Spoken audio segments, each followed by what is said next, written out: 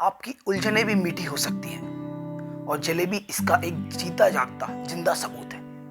आपने अपने जीवन में बहुत सारी परेशानियों को झेला होगा, आपके पास भी बहुत सारी उलझनें आती होंगी, दिक्कतें आती होंगी और उनसे किस तरीके से उनका सॉल्यूशन निकालना है, प्रॉब्लम से किस तरीके से बाहर आना है। कभी कभी आप उसमें असमंजस में पड़ जाते हैं, आपको समझ में नहीं आता है कि कैसे निकालना है, उन प्रॉब्लम्स से किस तरीके से बाहर निकलना है। तो आइए, आज की जो हमारी कहानी है इसी पर आधारित है। इस कहानी में हम ये नहीं सीखेंगे कि प्रॉब्लम का सॉल्यूशन क्या होता है, मगर अगर हम किसी दिक्कत में आ जाएं, किसी प्रॉब्लम में आ जाएं, तो उसका सॉल्यूशन कैसे निकाल सकते हैं, ये कहानी हमें आज ये बताती है। एक बार की बात है, एक किसान हुआ।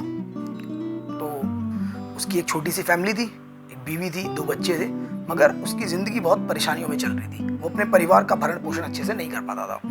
हमेशा कोई ना कोई प्रॉब्लम, हमेशा कोई ना कोई दिक्कत आती रहती थी उसको। तो धीरे धीरे समय गुजरता गया। तो जैसे जैसे फैमिली के अंदर बच्चे बढ़ने लगे, उसकी परेशानियां भी बढ़ने लगी, दिक्कतें बढ़ने लगी। दिक्कतें इतनी ज़्यादा हो गई कि उसने आखिरकार ये सोचा कि मैं एक काम करता हूँ, घर को छोड़ के चला जाता हूँ, क्योंकि मैं इन दिक्कतों से बाहर नहीं निकल सकता हूँ। मुझसे नहीं समझ में आ रही है, मेरे को ये प्रॉब्लम मुझसे सॉल्व नहीं हो रही है। तो प्रॉब्लम नहीं निकल रही है तो ज़्यादा अच्छा है मैं प्रॉब्लम से बचने का क्या तरीका देखूँ, मैं भाग जाता हूँ यहाँ से, मैं निकल गया वहाँ से। वो चलता रहा चलता रहा चलता रहा। एक दिन चला, एक रात चला, पूरा चला, पाँव में छाले पड़ गए। मगर उसके दिमाग के अंदर जो परेशानियां थी वो इतनी ज़्यादा बढ़ी हुई थी कि ना उसको अपने पैरों के घाव दिख रहे थे, ना उसको पैरों के छाले दिख रहे थे, ना पैरों से आता हुआ खून दिखाई दे रहा था, ना उसे भूख लग रही थी, ना उसे प्यास लग रही थी। बस वो चलता चला गया, चलता चला गया। 1 दिन हो गया, 2 दिन हो गया, पूरा जंगलों को पार करता करता करता पता नहीं कहाँ पहुंच गया। ऐसे में थक हार के वो बेहोश हो गया और एक जगह पे गिर गया। अचानक से शाम के टाइम में एक शाम उसकी आंख खुली तो उसे बहुत तेज प्यास लगी। आसपास देखा तो देखा एक नदी बह रही है। नदी के पास गया, थोड़ा हाथ में पानी लिया और पी के अपनी प्यास बुझाई। तो थोड़ा फिर उसके मन में वही परेशानियां थी, परेशानियों को सोचता हुआ आगे बढ़ने लगा। तभी उसने आगे देखा कि कुछ लोगों का एक झुंड है, नदी के उस पार एक झुंड है कुछ लोगों का। तो वो वहां पहुंचा, वहां देखा तो वहां पे महात्मा बुद्ध अपने शिष्यों के साथ विश्राम कर रहे थे। महात्मा बुद्ध को देखते ही उसको लगा कि भाई ये है जो मुझे मेरे जीवन से तार सकते हैं। तो मैं एक काम करता हूँ, मैं इनकी शरण में चला जाता हूँ, मैं इनको अपना गुरु बना लेता हूँ, मैं इनका शिष्य बन जाता हूँ। तो जो मेरे मन की परेशानियां हैं, जो मेरी दिक्कत है, कम से कम मेरे को उनसे सॉल्यूशन मिल जाएगा। वो महात्मा बुद्ध के पास जाता है, उनके चरणों में गिरता है, पाँव पकड़ लेता है कि भगवान मैं बहुत दुखी हूँ, मेरे को बहुत परेशानियां हैं, मेरे को ये दिक्कतें हैं, वो दिक्कतें, बहुत सारी परेशानियां हैं, तो आप मुझे अपनी शरण में लीजिए और मुझे अपना शिष्य बना लीजिए। अब महात्मा बुद्ध ज्ञानी पुरुष थे, उन्हें समझ में आया कि इंसान बहुत प्रॉब्लम में है। उन्होंने बोला ठीक है, तुम आओ, मैं तुम्हें अपना शिष्य बना लेता हूँ। तो उन्होंने उसको अपना शिष्य बना लिया। अब कुछ समय तक वहाँ विश्राम करने के बाद वे लोग वहाँ से आगे बढ़ गए। धीरे धीरे करके आगे चले, कुछ दूरी पे पहुँच के फिर वो एक जगह पे रुके। तो महात्मा बुद्ध ने अपने उस नए शिष्य को, जो किसान था, उस नए शिष्य को बोला कि देखो यहाँ पास में एक सरोवर है, मुझे बहुत प्यास लगी है, जाके मेरे लिए थोड़ा जल लेके आओ। शिष्य बहुत खुश हुआ कि इतने सारे शिष्यों के होते हुए उन्होंने मुझको इस काम के लिए चुना कि मैं उनके लिए पानी लेके आऊं। बहुत खुशी खुशी वहां गया और सरोवर पे पहुंचा, तालाब पर। अब जैसे वो तालाब पे पहुंचता है तो देखता है वहां पे बहुत सारे पशु पक्षी ना तालाब के अंदर खेल रहे हैं, क्रीड़ा कर रहे हैं, इधर उधर पानी वानी पी रहे हैं, ये सब कर रहे हैं। तो जैसे वो पहुंचा, उन्होंने सबको भगाया, वहां से सब भाग गए। अब उसने अपने हाथों में पानी लिया। जब हाथों में पानी लेके देखा तो भाई वो मैला हो रहा है, क्योंकि पशु पक्षी थे उसके अंदर, तो कीचड़ थे, गंदा हो रहा, पानी मैला हो गया। उसने सोचा कि भगवान बुद्ध ने मुझसे पहली बार कुछ मांगा है, पानी मांगा मुझसे और मुझे भेजा स्पेशली। अब उनके लिए मैं इतना गंदा पानी लेके जाऊंगा तो ये तो अच्छा नहीं रहेगा। तो वो निराश मन से खाली लौट गया उनके पास। अब जैसे वो उनके पास पहुंचा तो महात्मा बुद्ध ने पूछा, हाँ भाई ले आए पानी? उन्होंने बताया कि सारी बात बताई कि जी ऐसे ऐसे हो रहा था, वहाँ तो बहुत सारे पशु पक्षी थे, पूरा पानी जो था पूरा मटमैला हो गया, पूरा गंदगी गंदगी हुई थी उसमें, मैं वो पानी आपको कैसे पिला सकता था?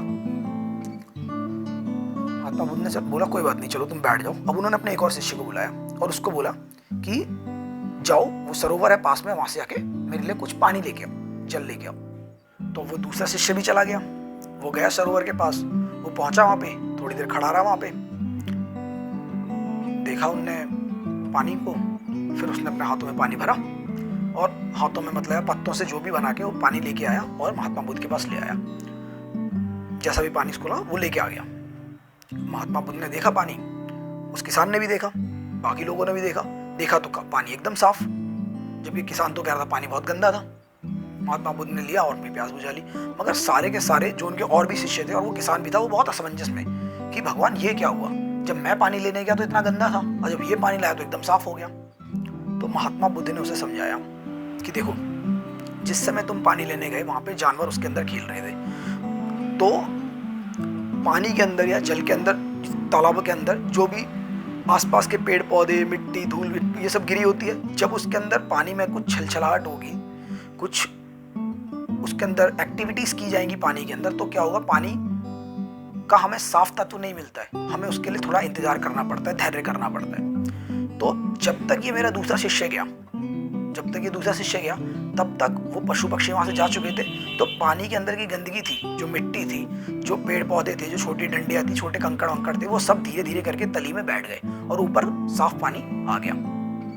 इसी प्रकार से हर मनुष्य के जीवन में भी जब परेशानियां आती हैं, जब प्रॉब्लम्स आती हैं, तो हमें उसी समय उसका सॉल्यूशन नहीं ढूंढना होता, क्योंकि उस समय जो हमारा मन है, हमारा मन के अंदर भी इस तरीके का कीचड़ उछल रहा होता है, और जब मन के अंदर इतना कीचड़ होता है ना, तो हमको वो साफ पानी नजर ही नहीं आता है। तो हमको इंतजार करना होता है, हमको धैर्य रखना होता है, हमको एक विश्वास रखना होता है कि हाँ, ये जो मुसीबतें हैं, जो प्रॉब्लम है, जो भी समस्याएं हैं, जो भी उलझने हैं, ये समय के साथ धीरे धीरे धीरे करके तली में बैठ जाएंगी और फिर हमको सारी चीजें क्लियरली साफ साफ नजर आने लगेंगी। तो इस समय का हमको इंतजार करना रहता है, और यही हुआ दूसरे शिष्य के साथ। जब तक वो पहुंचा, उस बीच के समय में वो जो जितनी भी सरोवर की गंदगी थी वो नीचे बैठ गई और ऊपर का तल जो पूरा साफ हो गया। इसी प्रकार से हमारा मन होता है, जब हमें परेशानियां होती हैं, जब हमें दिक्कतें होती हैं, हम जब उसी समय निर्णय लेते हैं, हम कुछ गलत निर्णय पे पहुंच जाते हैं, क्योंकि उस समय में कुछ साफ दिख ही नहीं रहा होता, हमें गंदगी नजर आ रही होती है, और गंदगी में लिया हुआ निर्णय गंदा ही होगा, अर्थात कुछ गलत निर्णय हम ले लेते हैं। तो हमको इंतजार करना चाहिए कि हम जो जीवन की परेशानियां जब हमें आई है, जब भी हमें मुसीबतें आई हैं, हम कुछ थोड़ी देर रुक कर धैर्य से उनका सामना करें, कुछ समय दें उन प्रॉब्लम्स को।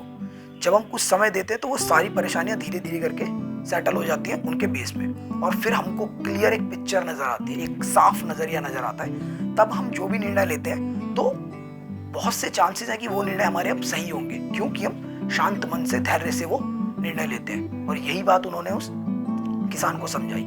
किसान को बात पूरी समझ में आई कि जो मैं कर रहा था, मैं घर छोड़ के, अपनी परेशानियों को छोड़ के जो भाग गया, क्योंकि मैं समझ नहीं पा रहा था कि एक्चुअल में परेशानियां क्या है, तो उसका सॉल्यूशन यही है कि मैं शांत दिमाग से थोड़ा धैर्य देके उन चीजों को समझूं, परेशानियां क्यों आई हैं उनको समझूं, और फिर उसके सॉल्यूशन की तरफ ध्यान दूं। तो मैं उम्मीद करता हूं आपको कहानी अच्छे से समझ आई होगी, और आपके जीवन में भी इस तरीके की परेशानियां आती रहती होंगी। इस तरीके की काफी परेशानियां, मुसीबतें आती होंगी, जिनको देख के आपको लगता है आप टूट जाते हैं, या आप विचलित हो उठते हैं, या फिर आप कुछ ऐसे निर्णय ले लेते हैं जो कि उस समय आपको सही लग रहा था, परंतु जब हम लॉन्ग रन में देखते हैं तो हमारे निर्णय बहुत गलत होते हैं। तो आपको करना केवल यही है कि थोड़ा सा समय देना है। जब प्रॉब्लम आई है तो जरूरी नहीं है कि प्रॉब्लम उसी समय सॉल्यूशन के साथ आएगी। प्रॉब्लम आती है, सॉल्यूशन भी साथ लाती है, मगर जिस समय हमारे मन में कीचड़ है, जिस समय हमारा मन उस सरोवर के जल की तरह गंदा हुआ पड़ा है, तो हमको केवल गंदा पानी ही नजर आएगा, उस प्रॉब्लम का सही सॉल्यूशन नजर नहीं आ पाएगा। तो उस प्रॉब्लम के सही सॉल्यूशन तक पहुंचने के लिए हमको कुछ समय तक के लिए इंतजार करना जरूरी है, और जब हम वो इंतजार कर लेते हैं तो हमारा आने वाला समय बहुत अच्छा आता है। तो मेरे प्रश्न है कुछ आपसे, प्रश्न जलेबी की तरह एकदम सीधे और सिंपल प्रश्न यही है कि क्या आपके जीवन में कुछ इस प्रकार की मीठी उलझनें आती हैं जो जलेबी की तरह सीधी होती है, और उनको निकालने के लिए आप कुछ इस प्रकार के काम कर देते हैं जो कि जलेबी की तरह उलझनें पैदा कर देते हैं। तो उन उलझनों से निपटने के लिए हम क्या कर सकते हैं? क्या हमको इंतजार करना चाहिए कुछ समय के सेटल होने का, या हमको तभी तुरंत एक निर्णय लेना चाहिए कि हाँ अभी प्रॉब्लम आई है, तुरंत सॉल्यूशन निकाल लेंगे और हम वो सही निकालेंगे? इसकी क्या गारंटी है कि उस मैले मन से लिया हुआ निर्णय, उस मैले मन से किया गया हमारा कोई भी परिणाम सही सिद्ध होगा? इस चीज की हम कितनी गारंटी ले सकते हैं? या हम इंतजार कर सकते हैं समय का थोड़ा सेटल होने का, समय को थोड़ा शांत होने का, और उसके बाद कुछ अच्छे निर्णय लिए जाएं जिनकी हम उम्मीद करें कि वो जो हमारे निर्णय लिए गए हैं वो सही साबित होंगे? प्रश्न मेरे, जवाब आपके। मैं उम्मीद करता हूँ अच्छे जवाब मुझे देंगे।